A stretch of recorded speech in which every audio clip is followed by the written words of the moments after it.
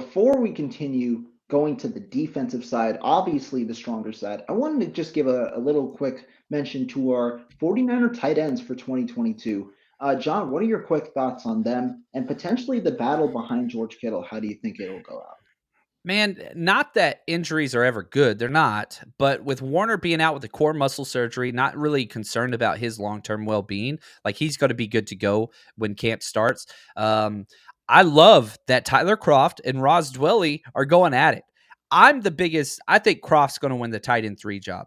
And I'm like, Roz duct tape Dwelly is one of my favorite players ever. I love that dude. Practice squad, coming up and just making some key plays. You remember that? I think that Saints game. I think it was the Saints game where he made that key fourth down conversion. Like he's had so many meaningful snaps.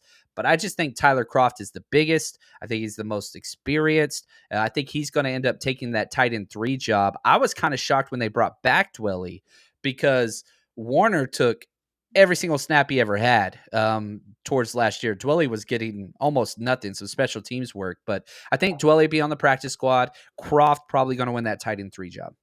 It's interesting. I think you bring up great points. I've heard from that guys inside the building with the coaching staff do not necessarily view Dwelly as one of those starting guys, primarily just as a backup. One name that I'll mention, I'll throw out because tight ends got a good amount of work on Wednesday, not as much work at all on Thursday. It was a lot more to receivers as the 49ers were stretching the field. Jordan Matthews. Jordan Matthews has been Yeah. low-key raising some eyes.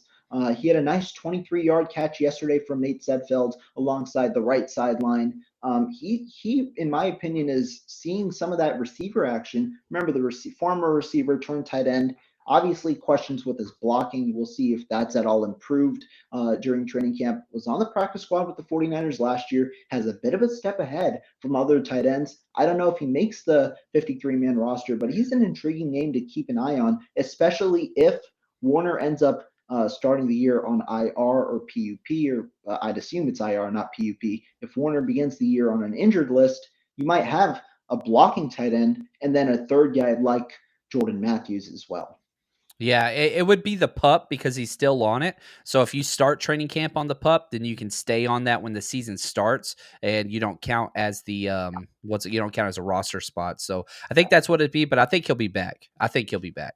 Yeah, it'll be interesting. I mean, Warner was TE2 last year. Remember, Dwelly had a solid 2020 without Kittle. Warner, though, in 2021 eclipsed him in snaps, like you said, John, 23% compared to Dwelly's 18%. Dwelly mainly saw only special teams action. So I think Warner is a tight end too if he is healthy, and that'll be an interesting battle for tight end 3. Some nice names we mentioned there. Yeah, I'm with you. And Pro Football Focus, which I think they do a good job. It's a launching point. It's never the end all. But Warner finished with a higher blocking grade than George Kittle did, which I think Warner's never going to get those pancakes like Kittle does. But he's very consistent. It's very rare that he's out of position or off balance. Like he just is so consistent, which Kyle Shanahan loves. So we'll see there. We'll see. One of those tight end 3 guys are going to get some snaps at some point because Kittle or Warner's going to miss some time. If there's ever a team to be a tight end 3 on, it'd be the 49ers. They use them more than anybody.